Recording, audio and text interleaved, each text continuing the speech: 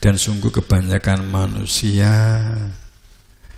dengan pertemuan kepada Tuhan yang bersifat kekal, Rabbihim lakafirin, itu mengingkari. Padahal jika di dunia ini mengenal Tuhan, maka di akhirat tinggal membuktikan menyatu dengan Tuhan. Tapi dunia juga melihat Tuhan, sudah di dalam gerbang Tuhan, sudah bahkan menyatu dengan Tuhan, maka mutlak harus mengenal Tuhan. Maka ini adalah keabadian. Saat lahir itu sudah mengenal, saat dilahiriah maksudnya itu mengenal Tuhan, di batiniahnya mengenal Tuhan, sehingga semua aktivitasnya beribadah kepada Tuhan. Memang orang sering mendefinisikan beda antara mata ketiga dengan rasa yang berada di dalam dada, itu beda. Orang yang berfungsi mata ketiga itu biasanya bisa melihat sesuatu yang tidak tampak. Bisa melihat, bisa jadi melihat sesuatu yang orang lain tidak bisa lihat. Bisa melihat sesuatu di balik tabir. Seperti ada suara bisikan, bisa jadi mungkin mata ketiganya dapat melihat sesuatu di kuburan, melihat ndrubu, melihat jin, melihat sesuatu lah. Orang yang sudah meninggal tanpa jasad.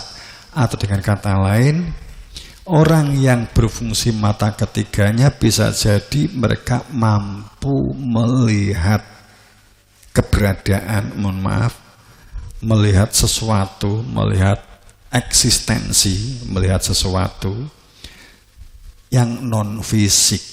Mungkin entah merasakan, entah intuisi, entah seperti ada sesuatu gambaran.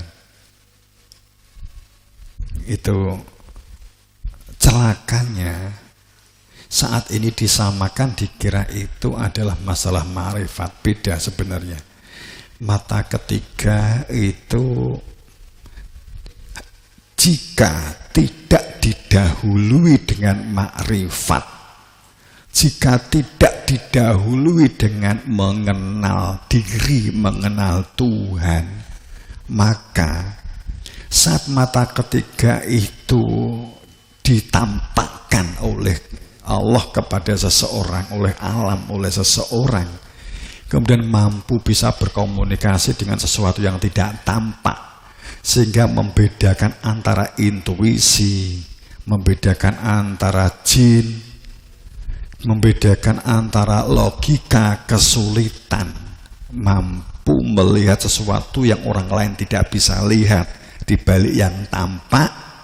Saat tidak ma'rifat, tidak mengenal Tuhan, kemudian dia dapat melihat jin, sehingga dia menyimpulkan jin Islam, jin ini benar dari Tuhan.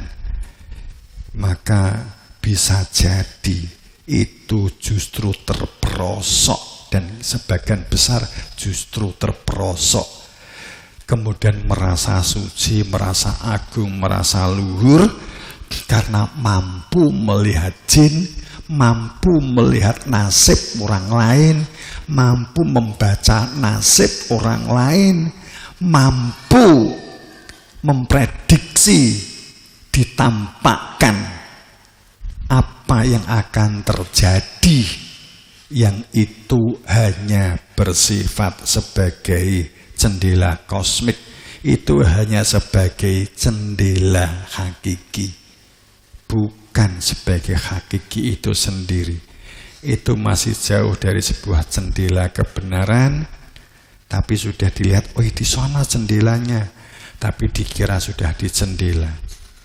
Itu persis seperti kalau kita sering mengira sebagai cahaya telah mendapatkan terang dari Tuhan di dalam dada kita. Di dalam dada telah ada terang. Kapan ada terang itu? Saat yu'minuna bil ghaib, saat hudan, Saat ada cahaya terang di dalam dada telah dihidupkan oleh yang berhak, yang wenang dan sah. Kemudian akhirnya di dalam dada itu muncullah cahaya Tuhan. Itu muncul terang. Sehingga dengan terang itu kamu dapat berjalan. Tapi sering orang yang mengira bahwa saat kamu berjalan itu adalah ada lilin-lilin di sekitar kamu yang kamu kira itu adalah cahaya kamu. Kemudian dengan bangga, dengan sombong dan arogan, dengan kamu telah dikelilingi lilin, kamu telah dikelilingi api unggun, merasa kamu menjadi orang yang telah dicahayai. Pada saat lilin itu mati, saat api unggun itu kehabisan bahan bakarnya, kamu gelap kembali. Sehingga pada saat orang memandang mata ketiga, kemudian dianggap itu adalah sebagai mata batin yang bersifat rasa, sering terjebak oleh penglihatan gaib, dianggap itu sebagai wahyu, sebagai hikmah. Tetap bermanfaat, berfaedah kapan? Saat harus digurukan, harus mencari guru. Karena kalau kita sudah mengenal, maka kita tidak mengandalkan cahaya dari luar, tapi mengandalkan terang cahaya yang ada di dalam dada kita. Mungkin ini hanya bisa difahami, tapi mungkin bagi umur-umur ini agak kesulitan. Tapi perumpamanya seperti itu. Kita dapat melihat itu karena banyak cahaya.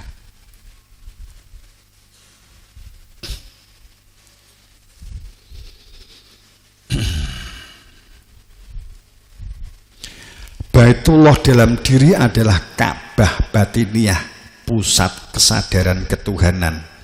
Karena ada kehadiran Tuhan dan itu dijadikan pusat konsentrasi, kehusukan maksudnya, tempat di mana ruh untuk memiliki kesadaran batin, mengenal Tuhan, mengenal asal usul dirinya. Kalau sudah ditunjukkan keberadaan Tuhan yang punya nama Allah, tempat di mana cahaya ilahi ada di dalam inti manusianya. Maksudnya, ya saat kamu itu mengingat Tuhan setelah nyuwun ilmu, maka kamu itu adalah menjadi cahaya, menjadi lentera hidupmu. Itu memang butuh diproses, dilatih. Itulah dalam pemahaman ma'rifat sebagai titik pusat ruh, makom kesadaran paling murni, tempat di mana Allah memperkenalkan dirinya kepada hamba yang mengenal. Maka carilah guru yang menunjukkan keberadaan dia, sehingga dia hadir di dalam hatimu dan legal kamu menjadi manusia dalam ikatan aku bersaksi, tidak ikut-ikutan dalam agamanya. Sedang sekali lagi Ka'bah lahir hanya simbol dari realitas rohani yang tak terbandingkan, seperti bayang-bayang bagi cahaya, seperti bayangan saja karena terkena sinar cahaya, hanya sebagai gema dari sebuah suara, tapi bukan suara itu sendiri. Gema bagi cahaya hakikat. Maka siapa yang berziarah ke Ka'bah lahir, dohir, tapi buta pada Ka'bah dalam diri, Ia berjalan dengan kaki tapi tertinggal jiwanya. Ia mengelilingi batu tapi tidak menyingkap takbir dirinya. Dia bergerak tapi tidak ada nilainya. Dia hanya ikut-ikutan. Karena tanpa jiwa, hanya robot, hanya mendapatkan sinar dari luar, tapi sesungguhnya dia di dalam kegelapan. Kesadaran keberadaan Ka'bah itu bukan hasil hafalan atau penglihatan mata kepala lahir yang hanya bersifat syariat, melainkan buah dari penyucian jiwa dalam penyerahan dan keikhlasan. Kemudian meletakkan ego nafsiyah, keakuan. Kedua, melepas ikatan kumantil kecintaan pada material dunia. Dan ketiga, pencarian kebenaran. Dan terus dalam usaha berada di dalam kebenaran dengan berjihad, beribadah kepadanya dalam kepastian tujuan. Jika sewaktu-waktu masa pakai jasad dapat menyatakan kembali kepada Tuhan, menyatu dalam persaksian. Belumkah saatnya manusia diri kita menjadi bagian dari jiwa yang merindukan kebenaran sebagai tatanan sistem kehidupan, tatanan kehidupan yang kontekstual, real, bukan dikendalikan oleh doktrin dan dogma, iming-iming dan kebohongan, berbicara tanpa bukti, hanya katanya ke katanya, dari katanya menuju katanya. Belum saatnya kah kita berjalan di dunia ini di luar simbol dan di luar batas-batas dunia untuk menjadi manusia yang real sebagai hamba Tuhan, bukan hanya merasa sebagai hamba Tuhan tapi tidak mengenal Tuhannya. Jiwa yang tak sekedar percaya tapi telah menyaksikan, maka ruh ilahi ya huwa yang sembunyi di balik makna Ka'bah dalam diri hanya bisa dibaca dengan mata hati yang berada di dalam dada. Ia bukan mata yang melihat dunia, melainkan mata yang membaca keberadaan. Saya ulang, kamu cermati dengan batin.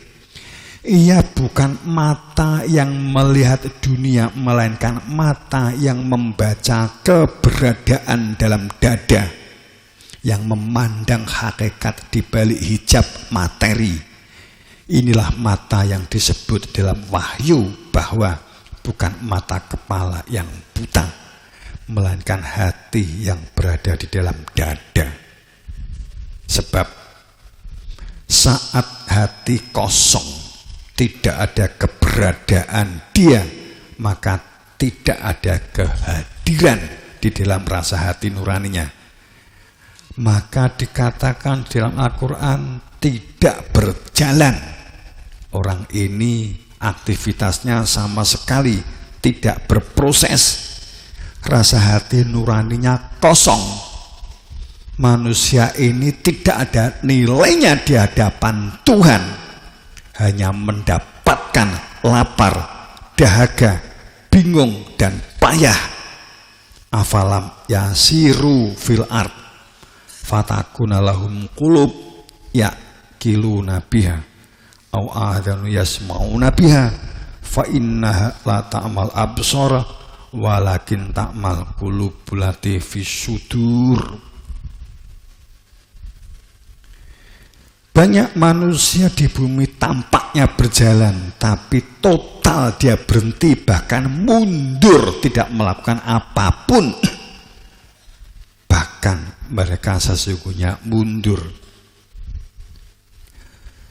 Karena Allah telah memberikan hati. Dengan hati itu sesungguhnya untuk dapat memahami dan dapat ditempati Tuhannya. Akan tetapi karena mengabaikan kebenaran, hatinya diabaikan kosong, sehingga hatinya ditempati setan dan iblis. Maka bersemayamlah iblis di dalam hatinya. Maka tatanan apapun yang dilakukan, tatanan yang merusak, tatanan yang carut-marut, tatanan yang akan menjadikan kesombongan dan arogansi, berpakaian luhur, akan tetapi semuji dalam kesombongan dan arogansi. Sesungguhnya mereka dapat menyimak dan mendengar, akan tetapi karena hatinya kosong dari Tuhan dan tidak ingin hatinya dijadikan semayamnya Tuhan, karena tidak pasrah berserah diri, disucikan oleh yang berhak mensucikan, maka hatinya kosong. Maka mereka sekali lagi ditempati oleh iblis, yakni merasa suci, yakni merasa hebat, yakni merasa pintar. Pintarnya di aku, hebatnya di aku, padahal bisa melihat, bisa mendengar, bisa menyimak, karena nafahtu fihi min ruhi, karena ada tiupan ruh. Dan jika kita sadar saat ditunjukkan ilmu, oh ini toh ruhku yang menjadi aku, memiliki daya kuat, yang ini asalnya dari Tuhan tuh ini toh, maka menjadi konkret. Maka satu sisi kita sadar sebagai hamba tanpa Tuhan gak bisa apa-apa, dan di satu sisi sadar hanya karena ada daya kuat Tuhan, maka kita akan memberdayakan diri untuk melakukan aktivitas adil, makmur, dan manfaat faedah bagi kehidupan masyarakat. Maka siapa di dunia ini buta karena tidak ada kehadiran Tuhan, buta karena tidak melihat Tuhan, buta karena tidak makrifat kepada Tuhan, buta karena melihat Tuhan hanya dari katanya ke katanya, hanya dari bacaan ke bacaan, tapi tidak ada yang menunjukkan keberadaan Tuhan, maka di akhirat akan lebih buta, bahkan lebih sesat jalannya. Wa mangkana fi hadhil a'ma, siapa di dunia ini wuto, tidak melihat Tuhan, maka di akhirat akan lebih buta dan lebih sesat, karena dikatakan wa adolu sabila, lebih sesat. Karena di dunia hanya sementara saknyuk jika dibandingkan dengan dunia akhirat, maksud saya, yang bersifat abadi, abadan.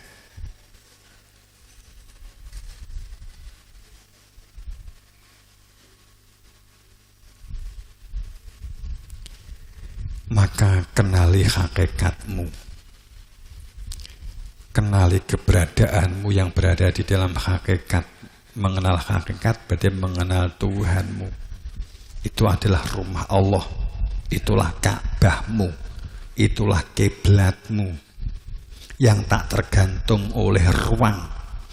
Ia memandang ke dalam, bukan keluar. Ia tidak mencari Tuhan, menghadap ke langit, kebingungan jauh di sana-sana. Tapi Tuhan akrobu, dekat sekali, min hablil warid, bahkan dengan urat leher lebih dekat Tuhan. Jika urat nadi leher putus, maka mati. Maka itulah dikatakan sekali lagi menghadapkan wajah pada wajahnya, fitrah Allah.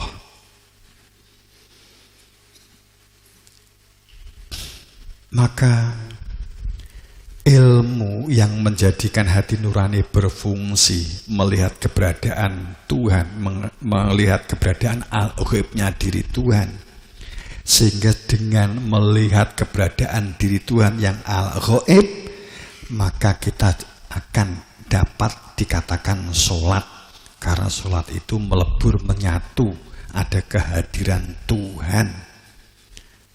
Ada kehadiran Tuhan, maka disebut berzakat, tazkiyatun nafsi wa tasfiyatul qalbi.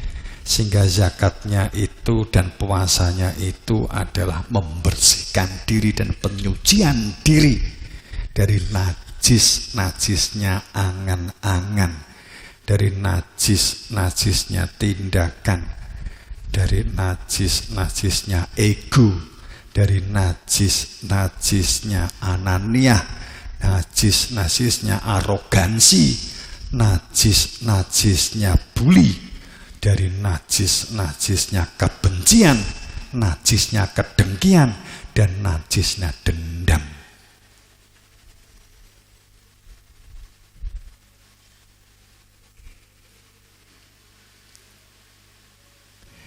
Maka mengenal keberadaan Tuhan yang al-ghaib bukan untuk menjadi manusia sakti, dapat melihat seperti beberapa orang dapat melihat, sedang yang lain tidak bisa lihat. Sama sekali tidak ada kaitannya dengan kemampuan bisa melihat jin dan seterusnya. Akan tetapi tentang hakikat, tentang kebenaran, tentang keimanan, itu adalah menghidupkan kembali kesadaran tauhid sejati, mengenal Tuhannya. Kesadaran bahwa tiada yang ada selain Allah. Maka kenali Allah bukan hanya namanya, tapi dibalik nama, dibalik simbol, dibalik perumpamaan, itu ada keberadaan Dia. Sehingga selain Dia yang dikenali di dalam dada hanyalah bayangan yang datang dan pergi dalam pandangan ini, bahwa ibadah bukan lagi rutinitas melainkan penyaksian. Sehingga kita sholat bukan hanya gerakan mi'raj, tapi kehadiran ruh diri Tuhan. Doa itu adalah ikatan sang kekasih, karena mengenal sang kekasih, antara kekasih dengan kekasih, antara hamba dengan Tuhannya. Namun apabila Ka'bah dalam diri dilupakan, diabaikan, lebih celaka lagi dikuasai oleh iblis, maka bencana rohani terjadi. Karena iblis tidak sekedar menggoda dari luar, tapi dia menyusup masuk ke ruang jiwa yang dibiarkan kosong oleh kelalaian. Iblis duduk ongkang-ongkang di atas singgasana hati, yang seharusnya hati ini diduduki oleh Tuhan. Ada keberadaan Tuhan. Siapa yang rasa hatinya berpaling dari ingatan keberadaan Tuhan, Dia yang gaib, maka kehidupannya dipastikan sempit, terjepit, penuh masalah, dan matinya buta. Wa man aradu an dzikri fa inna lahu ma'isyatan dunka wa nahsu yaumal qiyamati a'ma. Sapa wae barang siapa mereka berpaling abai, tidak ingin mengenal Tuhan, sehingga tidak tahu Tuhan, tidak makrifat kepada Tuhannya, maka ini disebut orang-orang yang melalaikan zikir. Maka hidupnya dipastikan penuh dengan gejolak, penuh dengan masalah, penuh dengan pertentangan. Dan dia saat meninggal buta. Ada dua, maghdub dan dolim. Maghdub orang yang punya ilmu tapi kelakuannya lupa dengan Tuhan. Perbuatannya seperti orang yang lupa dengan Tuhan. Suka mengolok, suka merasa suci, arogan, suka membuat perpecahan. Yang satu dolim, orang yang tidak mengenal Tuhan, tapi mengaku seperti ponakannya Tuhan, mengaku bapake Tuhan, mengaku pengendali Tuhan, kan gitu.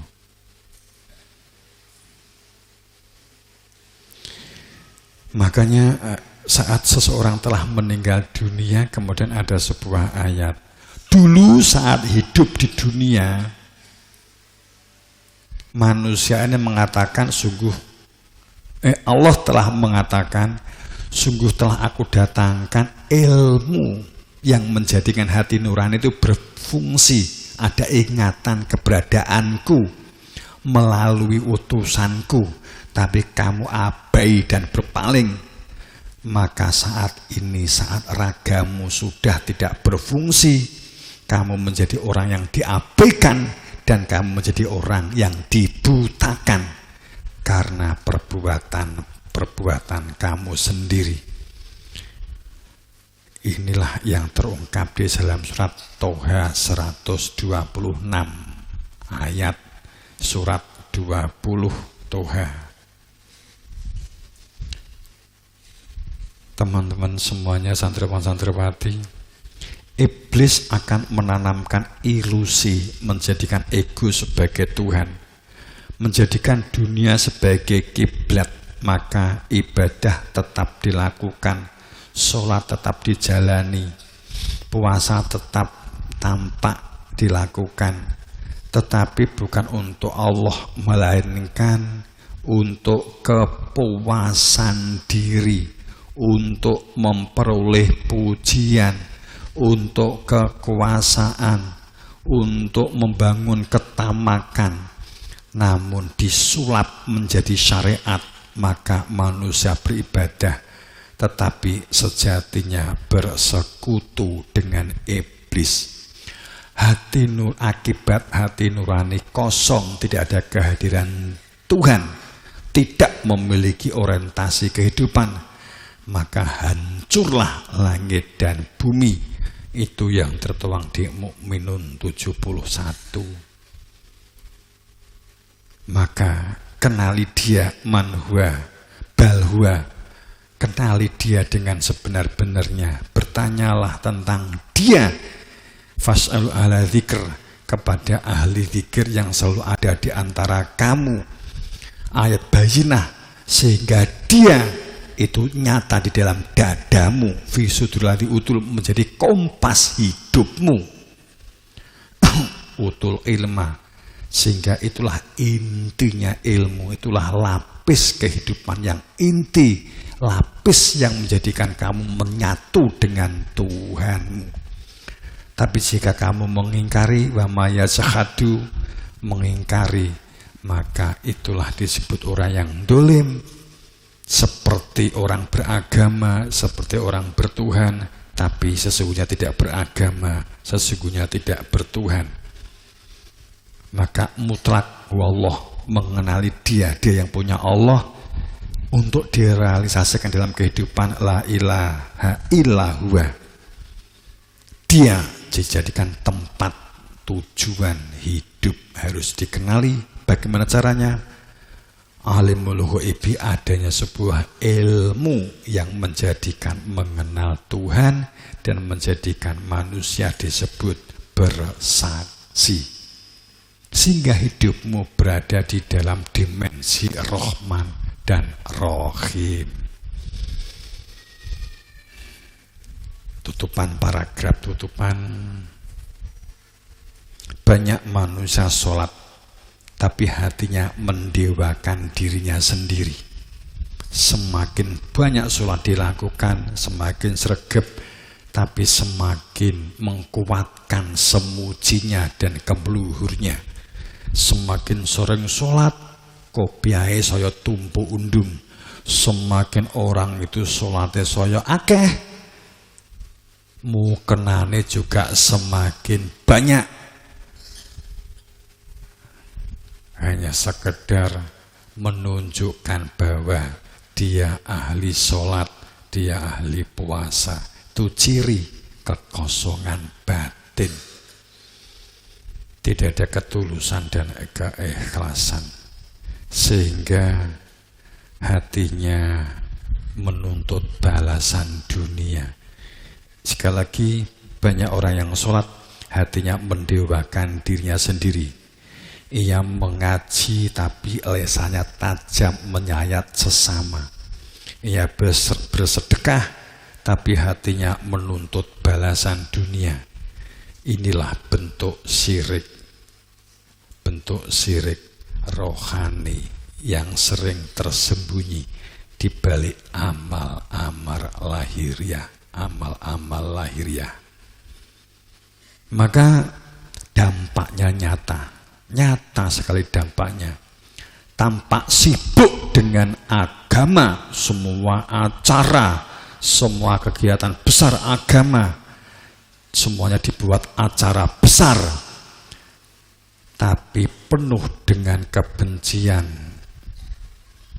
Masjid megah tapi hatinya kosong. Keadilan digembar-gemburkan hanya untuk menuntut kepentingan diri pribadi dan kelompoknya. Manusia berbicara tentang Tuhan, tapi hidup dalam ketakutan, kecemasan, keserakahan, dan permusuhan. Maka tutupan ayat, waman i'asa an dzikri rahman nuqayyid lahu syaitanu fahuwalahu qarin. Saat seseorang berpaling dari zikir, saat seseorang tidak ada kehadiran Tuhan di dalam dadanya, saat seseorang tidak ada zikir di dalam hatinya, saat seseorang hati nuraninya mati, tidak berfungsi karena tidak ada kehadiran Tuhan, maka nuqayyid lahu syaiton, maka hidupnya dicengkram oleh setan, digenggam oleh setan, dipengaruhi oleh setan, maka fahuwalahu qarin, dan setan menjadi standar parameter hidupnya, setan menjadi teman akrabnya, maka hidupnya hanya akan kebingungan menuruti kemauan setan.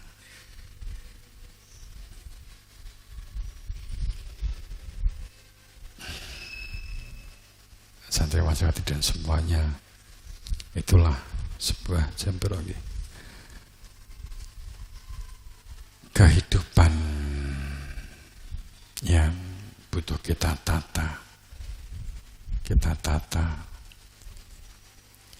yang kita akan wujudkan dalam bentuk program-program ya, kemandirian, kedaulatan, produktif, kita latih, dididik dalam diri kita.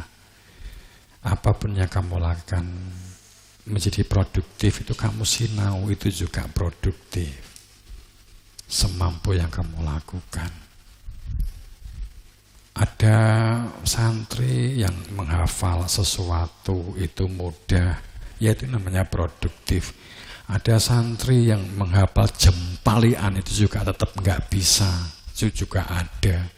Ini harus bijaksana, manajemen jangan memaksakan. Tapi ini tangkap ini kok kabeh mau hafalan. Gitu. Tapi faktanya memang ada yang hafalan itu juga sangat sulit, tapi ada yang hafalan itu juga mudah. Tapi bagaimana kita menyikapi yang bijak hal-hal semacam itu?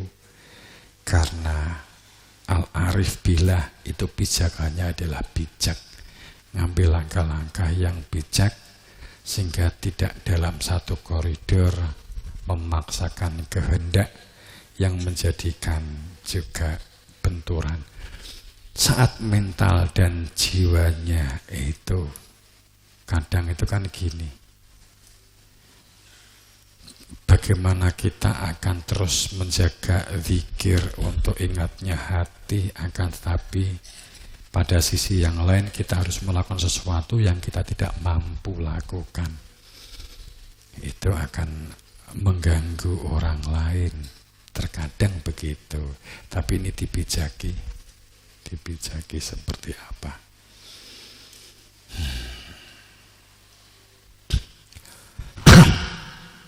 Ya 1-2 kan.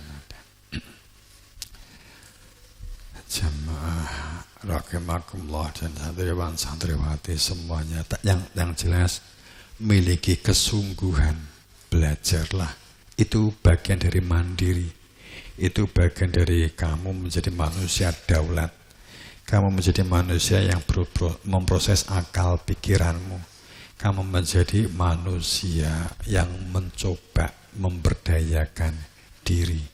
Tidak harus yang kalau santri secara gradual di tahapan santri, yaitu yang dapat dilakukan dengan sungguh-sungguh. Apa yang sekarang menjadi tugasmu itu adalah bagian dari sebuah pola pemberdayaan. Jangan berpikir pemberdayaan produktif itu gawe semata-mata tempe, gawe kan enggak. Tapi pada saat kamu itu mendengarkan gurumu menjelaskan, maka kamu itu siap menjadi manusia yang merdeka. Kamu siap menjadi manusia yang produktif. Kamu harus pahami itu. Kamu pahami itu.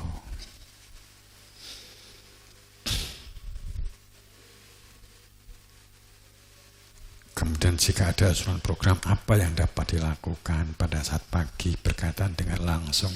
Karena memang antara konsep dengan konteks, antara konsep dan praktek maka menjadi konteks gitu ya. Antara konsep dan praktek menjadi konteks. Seperti apa dapat menyatukan, mengelaborasikan antara praktek dan konsep. Karena otak itu tidak begitu cepat berproses dalam koridor sebuah kesadaran jika lahan-lahan praktek itu kurang. Lahan-lahan praktek kurang. Karena praktek, beberapa pola praktek itu mempercepat satu proses neuron, neurologinya cepat. Terjadi satu proses sinopsis koneksinya akan terjadi.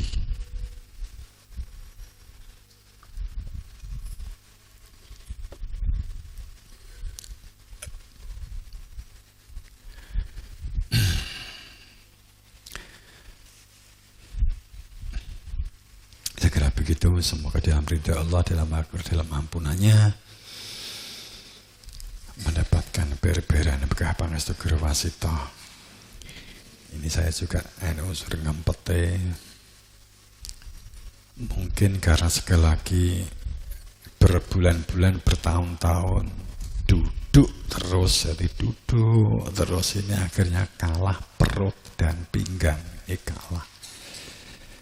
Jadi seploletan lungguh gitu ya. Saiki luwes kewareken sakit, luwe ya kesakitan, nanti kan repot. Tapi untuk makan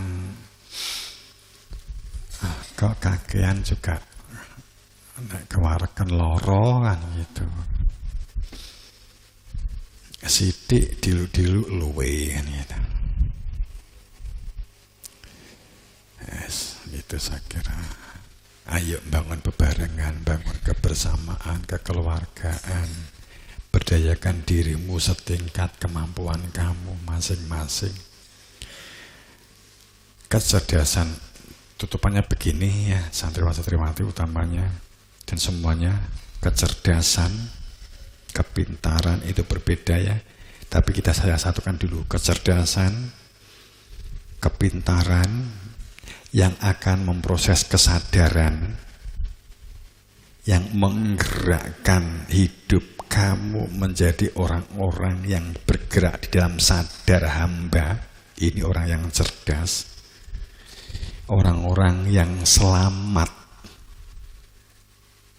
Orang-orang yang selamat itu tidak ditentukan satu karena pintar, ya, tidak ditentukan karena beruntung, we anake sapa, dhuwitmu pira, tidak ditentukan ini. Jangan salah. Makanya kamu yang beruntung duwe sangu akeh, yang tidak beruntung berarti sangu sedikit, bukan ukuran untuk sukses tentang spiritual. Kesuksesan, keberuntungan spiritual yang akan menentukan sukses kehidupan. Permasalahan-permasalahan kamu dapat atasi dalam diri kamu tidak ditentukan karena beruntung, sekali lagi, bukan karena pinter, bukan karena buku. Tapi sejauh mana jiwamu, mentalmu, kamu proses, berani menghadapi tantangan, berani menghadapi loro-lopo, berani menghadapi luka. Berani menghadapi luka. Jika kamu hanya mengejar senang, cita-cita kamu hanya untuk hiburan, maka akan semakin sulit memproses kesadaran yang akan menjadikan kamu orang-orang yang tuflihun, orang-orang yang sukses secara keseluruhan. Hanya sukses, paling beruntung dunia, kan sugih, kan gitu, jabatan, tapi itu tidak menentukan tentramnya hati. Kalau bisa tentram hati dan ke depan dalam peradaban baru, itu juga berkelimpahan dalam kehidupan jika kita sejak awal berani menghadapi tantangan dan luka. Bahkan seperti pohon melukai dirinya, maka dia cepat berbuah, maka dia bisa berbuah dengan lebat, dengan baik. Tapi jika pohon itu enggak mau dilukai, enggak berani melukai, apa bentuknya? Berani mengendalikan diri, berani sabar, berani mengendalikan dari senang, kemudian kita memilih belajar, memilih komunikasi. Padahal kamu bisa ada peluang untuk senang-senang, tapi kamu memilih memberdayakan diri, mengembangkan potensi. Itu bagaikan melukai pohon, sehingga dengan melukai dirinya sendiri, pohon itu cepat berbuah. Tutupan guyone, kowe kok nggak tahu sinau? Saya nggak ingin melukai diri kok, Romo. Hanya apa? Nanti kalau saya berbuah, nanti dipenek teman-teman saya. Saya lebih baik tidak berbuah, sehingga teman-teman saya nggak akan menaiki saya. Kalau saya berbuah, saya dipanjat sama teman-teman saya. Kasihan teman-teman saya nanti terjatuh. Ini alasan kan gak enak ya. Coba di ngarep wi enek pelem ngarep itu kan gani rebutan mbok penek kan gitu kan, dipanjat.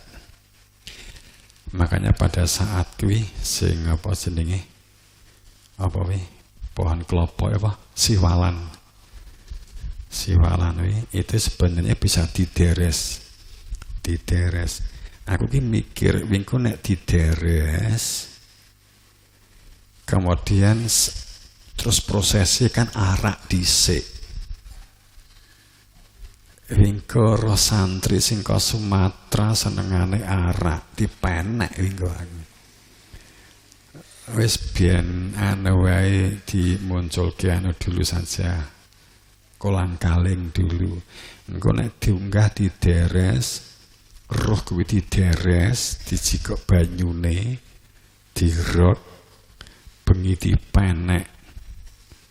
Ki mergo santri ini sing kok malah kok ngeleng-ngeleng Sumatera sing enggak ya. Enggak artine iki engko santri dipenek diombe teler di dhuwur malah kak.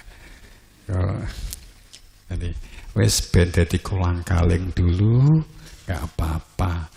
Timbangane kok mesti kudu nek sing jaga, nek gak sing jaga. Lah nek sing menek sing yang ngambil arak hasil deresan kuwi santriwan ngono gak. Ya jane ya apa-apa, ning kan gak nemen. Lah nek sing menek sing santriwati mung pengen roh rasane arak hasil deresan siwalan. Ya. Wes biar jadi kolang-kaling aja. Ya. Tak tawan ke nggone tim enek kemungkinan ngono. Wonten. Terus lah sapa? Wonten. Ya paling sing ngomong aku yang ngono. Sing wong Pokja Sumatera ya akeh. Engko dideres karo sama bapake Afnan dipenek diombe di dhuwur.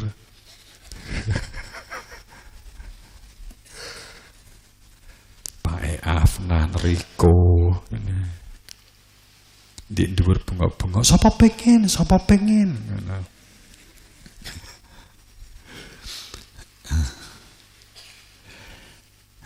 Biar anu dulu aja.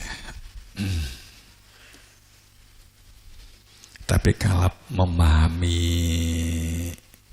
ilmu secara tasawuf, ilmu itu mancep, nggak masalah sih. Kijane ki ya mung alasan gawe nambahi gawean dhisik kita butuh noto itu ya. Jadi ya nggak apa-apa. Nggak, saya yakin santri nggak ada sing terus loncat-loncat sesuatu yang seharusnya tidak diambil gitu ya. Wong ndi ngarep buah apa jenenge wit-wit itu kan ya kita los nek arepe sing penting gak tukaran rebutan pelem apa rebutan jambu sing penting kowe tinggi alat rukun jambu sitok wae mung sitok ya tinggo sak kelas rukun. Piye carane iso gak usah aja dimaem didilat. Engko sak kelas.